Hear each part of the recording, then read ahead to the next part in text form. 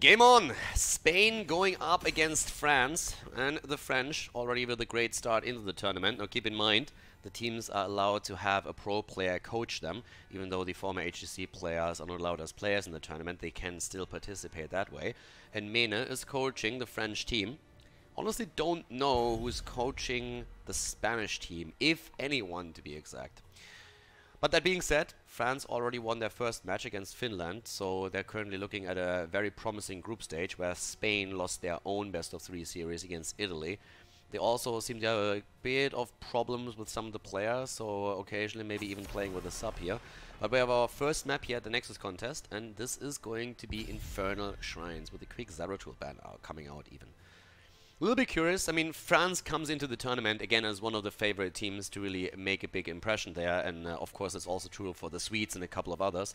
But the big question is, can they now immediately take that victory again, make it out of the group, maybe even with a 3-0.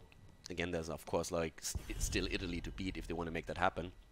But a victory against Spain would go a long way to establish them even further up in the group and at the #1 spot, and then make it straight into the bracket phase. Yeah, Nubarak sees more love these days, not only as a pick, but also as a ban. We're still on Infernal Shrines, and we haven't seen Maiev banned out. We haven't seen a ban against Tyrande, which is appearing a little bit more often now in the ban rotation.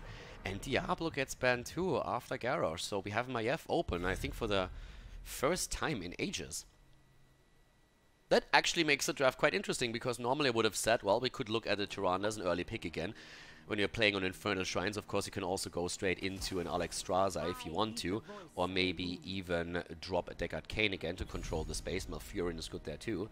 But with Maiev open, I wouldn't have blamed them at all to go into an early Maiev pick. Instead, they are still sticking with their guns. They're going for Tyrande. They're going to look for the blow-up. They're going to try and use the Hunter's Mark and the stun setup from Tyrande to get a quick kill. Maybe add some burst damage in the form of Jaina or Fia, Gul'dan even. And Hanzo Johanna for the Spanish team. The Hanzo pick, pretty Dignitas-like, what they did in HGC in the past. But let's see if Maiev is going to make an appearance in this one. There's the Jaina for the burst damage, as already mentioned, and Blaze for the offlane. So we have already 2 stuns to be stacked and a lot of burst damage. Tyrande with her stun, Blaze with the follow-up and jet propulsion, or vice versa. And then the quick Jaina damage, ideally of course with the Ring of Frost. Even though in the past France has played it with the water elemental several times. But especially in Infernal Shrines, I would really like the ring. And I know Coach Mene is already sitting there and probably talked to them afterwards and said, like, guys, I like what you did. You won, but you didn't pick ring. And you need to do that. ETC banned out now too. So Spain is really just looking at this and they're saying like, hey, look at how many stacks they have already, the stuns that they can stack. Let's make sure they're not getting another one in and they ban ETC out. So they are full on the frontline bans. And that is now 4 tanks banned out and 1 picked away. Leaves still a few open for France. They could go into Stitches, for example, just to name one. And there's finally the ban against Maiev, so shutting her down too. You have Muradin still available. You can go into Stitches. Tyrael together with Blaze would work too. So there's quite a few that you can still run with this. And especially Stitches, of course, you can still rely on that hook setup for Tyrande to get the stun and then play around that. Stuka for Silence. Cool skin as well, by the way. I like that one. And let's see. Leo for the offlane. Alright, it's a lot of wave clear for them. Wave clear with Johanna and the Auric, having Hanzo on that too. If you get the Entomb in against Tyrande or Jaina, they're going to be in trouble. The problem is that Blaze can, with the bunker, counteract that. If he places it properly and in time, it's not going to be super easy, but still, depends on the position. And let's see how France is going to shift that out. What's going to be the main tank and what's going to be the second damage dealer. We haven't seen Reyna yet either. There's Muradin and Thrall, triple frontline, keeping the Jaina safe, trying to get even more lockdown through a Wolf. Setting that in, and Muradin for the Stormbolt over potentially going Stitches or anything.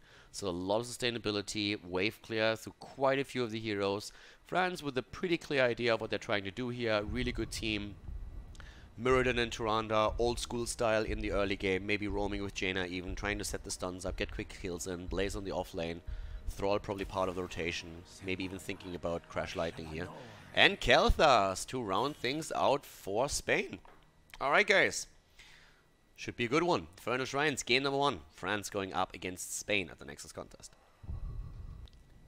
Game number 1, Infernal Shrines between France and Spain. Paella against baguettes. To the left side of the map, Dequaza on Blaze. We have Nestib on Jaina, Banana H on Tyrande, Alchemists on Murden, and Masquerade for France on Thrall. To the right side of the map, in Asho for Spain on Kalthas, we have Kuroneko on Johanna, Reedem on Stukov, Darkhead and Leoric, and Exelom on Hanzo. Apparently, if I'm not mistaken, subbing in today for Mara, who last time already had a couple of issues here. By the way, Echo of the Elements taken for Thrallon's level 1, so likely that we're going to see him on the solo lane then. I mean, to be fair, it could be either one, but if you're in the 4-man rotation as a Thrall, you can definitely think about going into a Crash Lightning. Still, no matter where you are, Echo of Elements always is going to give you value, especially with a level 16 talent when you're finally heading into your Thunderstorm, so that's going to be great for him too. With that being said, we already have that set up with Muradin and Tyrande for the quick kills, if they can ever set that up, but so far we're not quite seeing that 2-3-man rotation that in the past was always a thing. We're having also level 1 already, the Consume Vitality for Leoric. No conviction, this is a game on a higher level. Everybody here is Grandmaster or Master Player at least, so no conviction on Kalthas, it's pretty much the rule. Once you are hitting the higher tier leagues, you have to go away from shitty talents. And that's the first one to abandon, or one of the big ones. At least if you are playing outside of EuroLeague and you want your team to win and not risk everything there.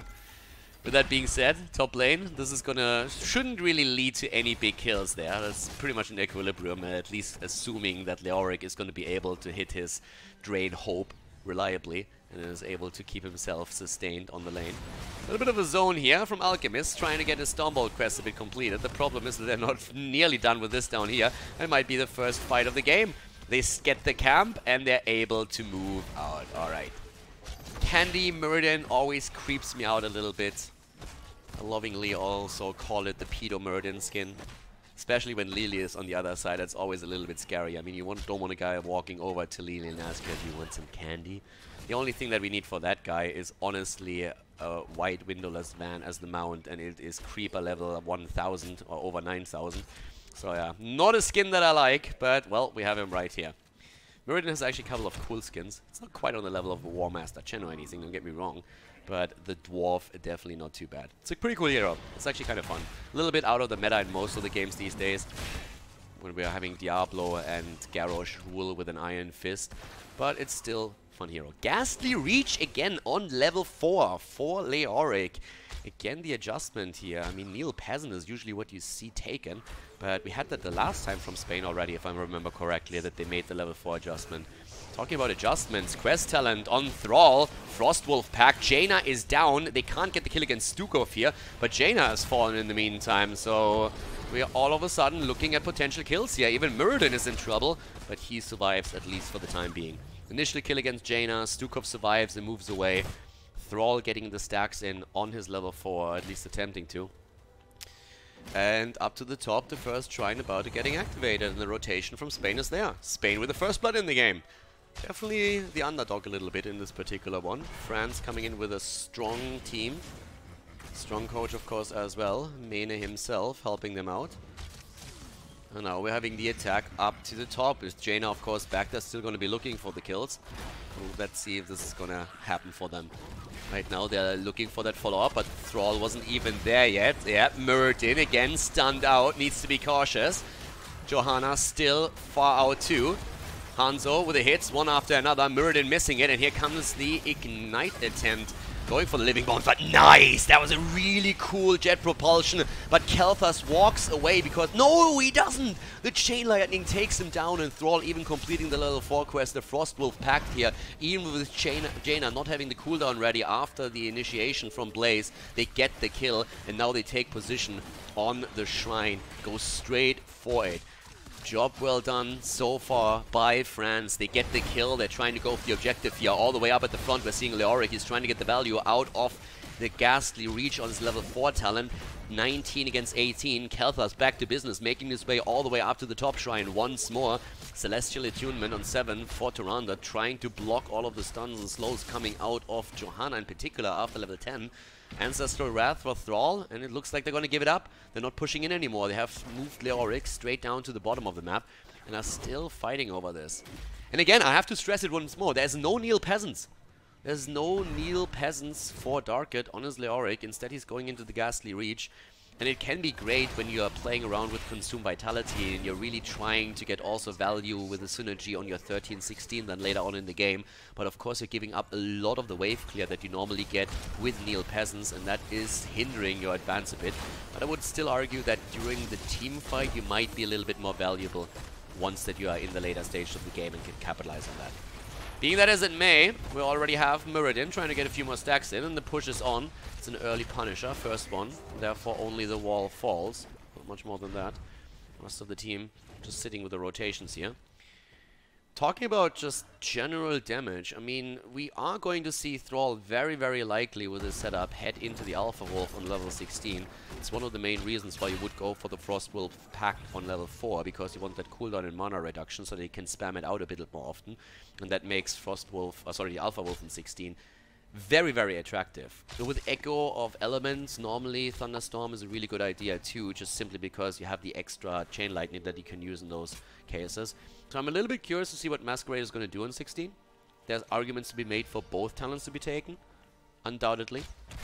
But we'll find out what his focus is. If he wants to try and burn the front line, or if they're just trying to play a bit of a poke battle in the long run. Both of them definitely possible there. I mean, mid lane, we're still seeing Alchemist going to try and get some stacks together as at Kuroneko on his Johanna. Down to the bottom of the map, another camp about to be taken though. But you can tell France is looking good right now. Nearly level 10, therefore a good timing here for Spain to take the camp. France doesn't really want to fight right now if they don't have to. They're saying like, yeah, level 10 abilities are fine, we can play around that. There's the vision already from Hanzo. Very unlikely to see something happen here with the heroics even, but the Stormbolt hits. Earthquake is there. Muradin nearly falling, by the way. They might have heroic abilities, but they couldn't do anything. If Thrall went instead of Earthquake into Sundering, he might have been able to Sunder there and push Johanna back out, but he made the choice to go for Earthquake first.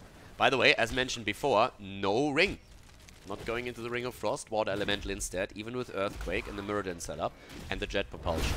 Not trying to play that burst style with Ring. We're seeing on the other hand now the opponent also with heroic abilities. Couple of choices I'm curious about. Okay, Phoenix, let's shield. Leo, you want the Entomb, baby. You want the Entomb. Bunker or no bunker, I don't care. You don't want to have anything else. It's Entomb or Doom. One of the two. There's the Earthquake, they're going in. Muradin with the Avatar. Kel'Thas is low. Kel'Thas? Which Kel'Thas? Exactly. Ooh, Stormbolt misses Stukov. Doesn't really matter though, because he dies regardless. And Leo is still at the top lane and has still taken anything here. 10 against 11 now, and France is slowly creeping ahead. 3 kills against 1, taking the early lead again. And looking to grab another Punisher, of course. And this time we're talking about potentially even an Arcane Punisher. Right now, camp about to be taken again, and this is a great timing for them. Again, it's the usual deal. Objective spawns on another lane, you want to take your Shaman camp at the top. Good timing for that too. Forces your opponent, you either stick around a little bit longer or potentially give up the wall. So either way, you're going to get value. And in terms of the shrine, we're straight moving in. It's going to be a Frozen Punisher here. It's going to be the next one. Poke is already happening from Masquerade as he starts going in there, trying to connect those wolves, and actually does. No talent advantage for either team. March of the Black King taken by Leo. Not sure if he's going to get enough out of that. Good Phoenix and good Flame Strike too. Muradin is low and gets silenced by Stukov. That's Blaze with a bunker. Right away, good shot from Stukov again, but Kuroneko is low. A good arrow is also hitting Jaina. She's nearly down, but nobody follows up with damage, so she's able to walk away from this. And here comes Leoric, pushing them away too, not even committing to the March of the Black King. Tries to use that more as a sustainable tool, I would assume. And they're tapping off at the fountain and re-engaging into the middle, but already a big lead here for the Spanish team. They're about to grab that Punisher. Punisher nearly taken, and there it is, but the jet propulsion against 3, and it's a disaster.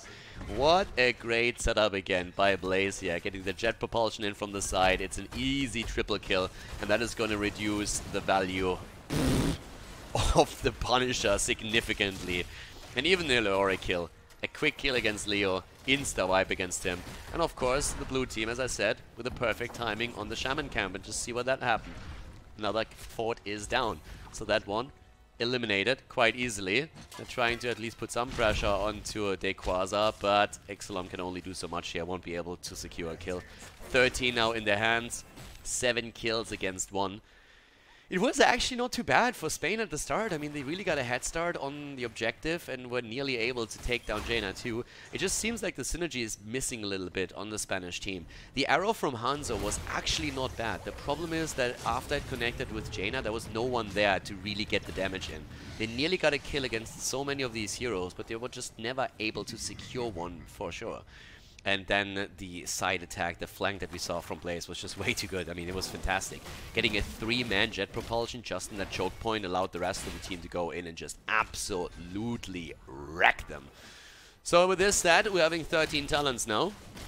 And an easy control of the map in terms of camps. Muradin is already zoning them towards the top side, and the rest of the team is pushing bottom.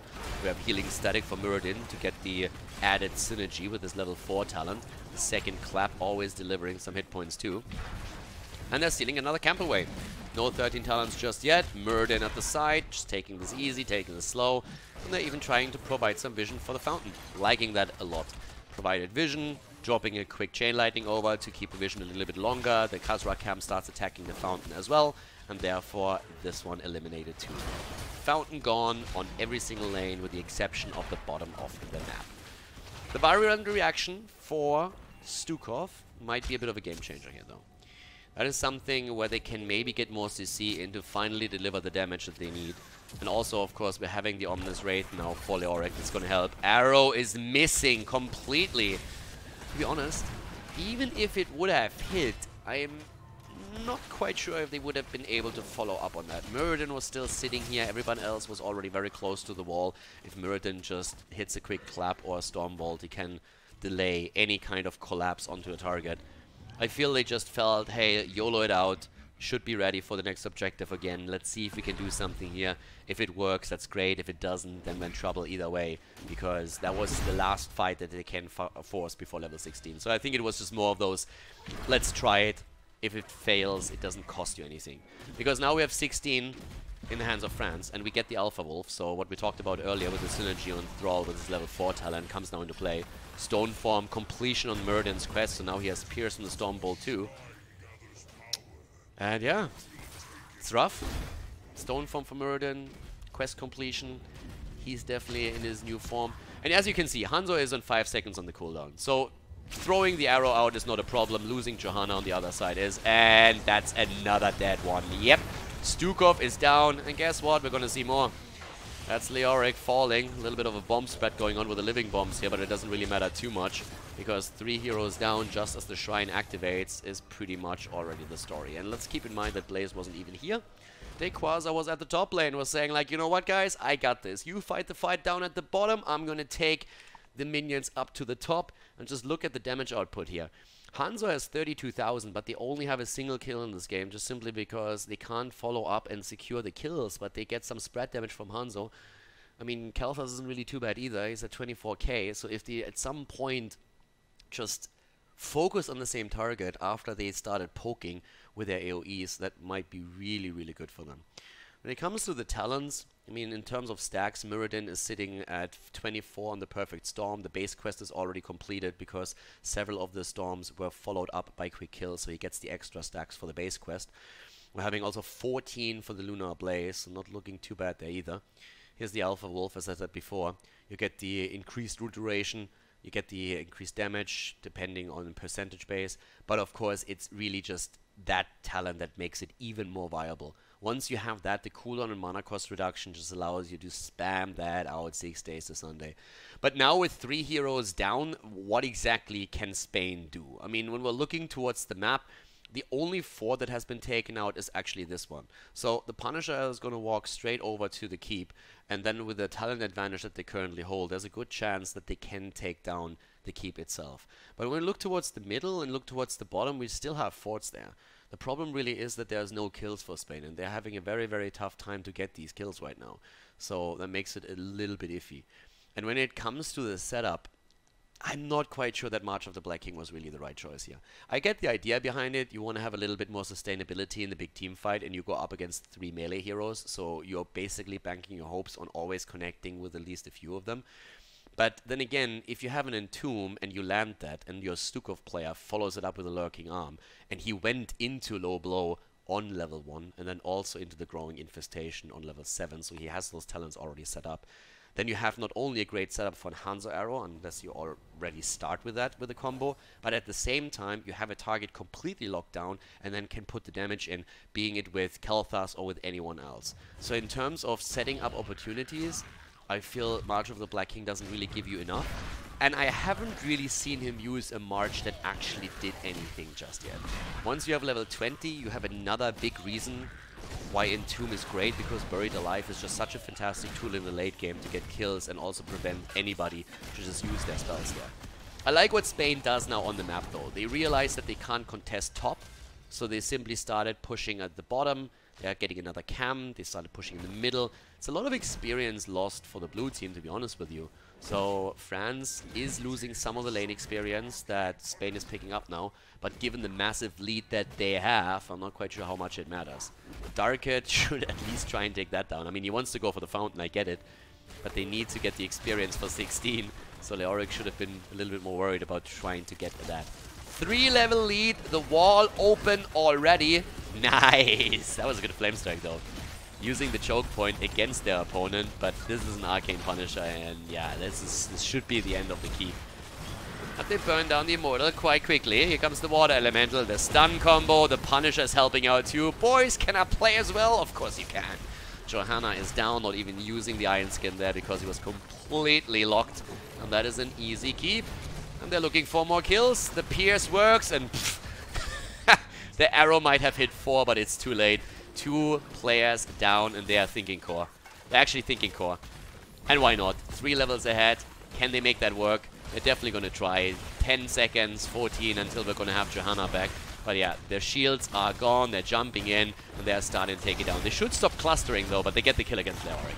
The kill against Leoric is there, and France wants the quick victory against Spain in game number 1 on Infernal Shrines, and they're just right-clicking it, and that should be the end of that. Bunker comes in, flame away, and that is game. Game number 1. Ending in favor of France as the Baguettes take down the Paella boys. GG and well played.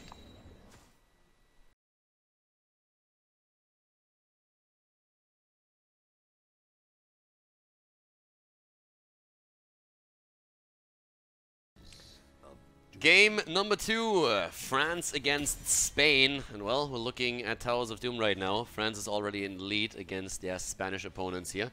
Pretty convincing game, to be honest. We had a couple of moments where it seemed like Spain might be able to turn the tides of the battle and get a couple of kills and maybe even get some momentum going for them, especially that Punisher in the middle was quite heavily fought over, but then we see Dequaza coming in with that quick jet propulsion from the side, hitting 3, and the follow-up was just too much for them to handle. 4 heroes died in the process, so that pretty much turned the tides of the battle quite easily. As it stands though, it's a 1-0 lead, France obviously being a favorite, not only for the group but also for the tournament. Them, Sweden and a couple of others, Russia for example, doing really well too. But let's look at game number 2. Zeratul already banned out, and we have again the focus onto the front line. Abatha eliminated on towers with the big global. We have also Garrosh banned out. I'm still curious if we're going to see Dehaka. We had a couple of strong Dehaka maps, global maps early on in the tournament here today, but I haven't really seen too much Dehaka play yet. So on Towers of Doom, Dehaka would be fantastic for that rotation between mid and top. Now my F is banned out again, and obviously you don't necessarily have to go for only Dehaka. You still have Urel, Malthael is sometimes coming in depending on the opponent's tank choice. So there's options. But it would still be a huge asset. But Anubarak is picked first of all, even prioritized over Diablo, and we've seen that a few times now, either with Tyrande or with Malfurion. If anything, it surprises me that they don't go into the Tyrande pick. Interrupts against the altar channel is great, but at the same time the stun setup is powerful. So I feel like from their perspective is they want to set up a kill composition, but they aren't really worried about the follow-up. They just want to get either Tyrande or Malfurion, so they're saying, hey, let's pick Anubarak first, and then we can get our support afterwards. We're going to see if that theory is actually correct. Hans on Tyrande as a setup for France, on the other hand, is already quite powerful. But yeah, if any of that holds true, then Spain has to now either pick Stukov or Malfurion. I think both of them would work for them. And they played with Stukov a lot in the past, if I remember correctly. Yeah, there it is again. And Reyna. It's one of the problems when you're actually looking at semi-professional teams when they're playing. There's some roles that they have, or some players that have very heavy priorities on a single hero. Whereas in the former HGC setup, you would have every single role being forced, if they want to be competitive, to learn several heroes there. So with a heavy focus of Spain onto Stukov, not only today but also in the last series that we had from them, there's a good chance that eventually there's going to be target bans happening instead of meta bans. That you, for example, just say, okay, we're going to ban out Stukov because they're playing with Stukov every single game, and let's try and target the hero pool of their support a little bit. Not necessarily going to happen, but it's always an option in that setup. I like what we're now seeing from France, because I've been talking about this a lot, that whenever we see an Anubarak being picked this early and a follow-up in the form of Tyrande, Malfurion or Stukov, I would love to see the team on the other side react with targeted bans to make sure that these kill comms are a little bit more difficult to execute. And that's exactly what we're seeing from France here. Banning out Jaina is big. There's obviously other heroes that you can pick that have a similar effect, but Jaina is definitely the best in that particular position, so them banning her out is actually really cool. Li Ming and Johanna, so they ban out Jaina, they pick Li Ming away. That leaves us with Orphea, it leaves us with Gul'dan. There's still a few heroes that can pack that punch, but it's definitely limiting the options quite heavily. So pretty cool drafting here from France. Definitely can tell that Mene is talking to them and coaching them as well. Not trying to take anything away from the players, but if you have someone that experienced as a coach, that obviously helps. Okay, Spain. I like the Jimmy. There's the Orphea reaction. That's more or less predicted. And the Haka for the offlane. Okay, leaves Anubarak a little bit weaker, since he doesn't have a Tyrael next to his side or anything else, but the Haka can still work out, and Orphea, they can definitely get some damage in here from her too. Okay, I'm liking what they're playing here, but again, it's telegraphing very much so what you want to do again. And with Johanna blind, stuns, oh my god, even the Samuro being picked now.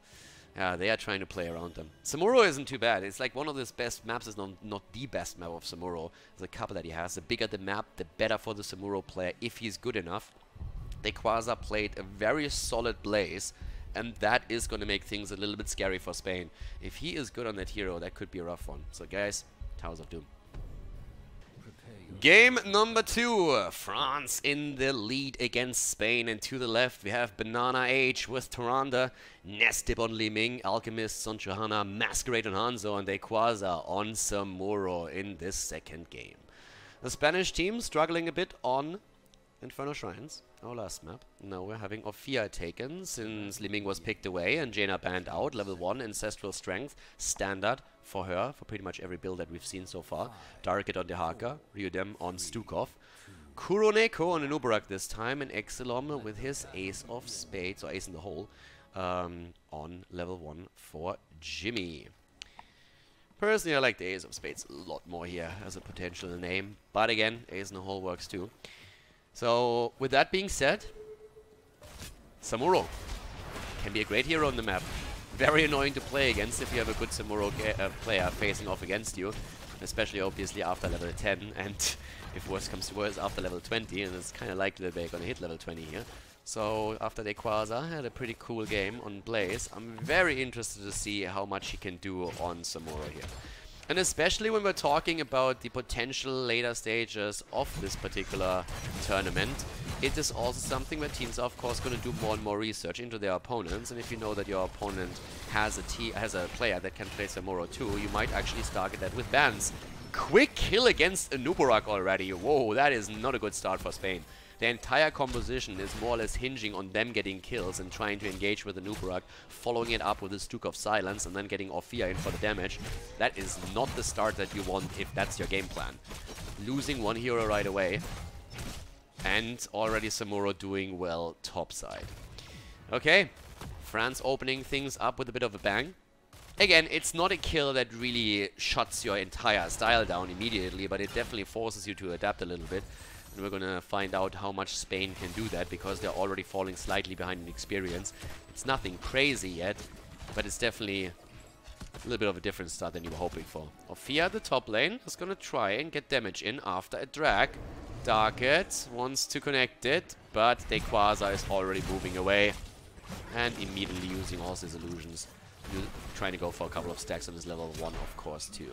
The early level 4 with the camp taken from France, and they are putting on the pressure. They take their camp early. Their opponent don't react with one on their own, so that means that the tower is already down. Good connect with Hanzo, gets the stun in. 1-2, silence is there. But the damage from Exelom on Reyna is just not enough to secure the kill against Masquerade. And he is nearly healed up by Tyrande already. Banana Age didn't have the Celestial Attunement yet, but once that talent is in, combos like this are going to become even more difficult than they are already. No dominance, by the way, on Li Ming. So Nestip has to be a bit careful later on when he goes into Calamity. Dominance is always quite nice if you get the extra health points back when you're trying to go deep for a Calamity kill, for example. Without that, you have to be a bit more careful. Bed of Barbs for Kuroneko, so trying to provide some slows for the ace in the hole. But here's the invade, and Anubarak is just dead immediately. The level 4 talent on Li Ming getting sick value as is. The second kill against Anubarak. He's there, and then a second later he isn't. Gets blown to pieces, and that was just insane. A little bit too telegraphed the approach for the camp, and now of course we're seeing those mercenaries also escorted in, and that's damage on the bell tower. Can they interrupt? That would have been crazy. Nested doesn't get the interrupt, but that's 2 bell towers connected by France and only one by their opponent. And Darket is gonna fall. Ooh, baby, the French, look at that. No retreat this time. Nope, the only direction they know is forward. Are you sure this is the French? Or the team that is playing on a Smurf here? No, they're doing really well here. I'm liking this a lot. Very confident play by them. Again, the combo, but Celestial Attunement is ready. Banana Age has great position, way far in the back, making sure that he can't be hit, and he provides the quick cleanses. They are playing fantastic. I'm really, really loving this. Phantom Blade on Samuro. I mean, just looking at his stacks as well. Currently sitting at 33. So we have him with the extra damage right now. 33 over there. Completes the quest too quite easily and down to the bottom of the map. It is again Anubarak. Anubarak is getting Anubaraked every single time he sees that Li Ming.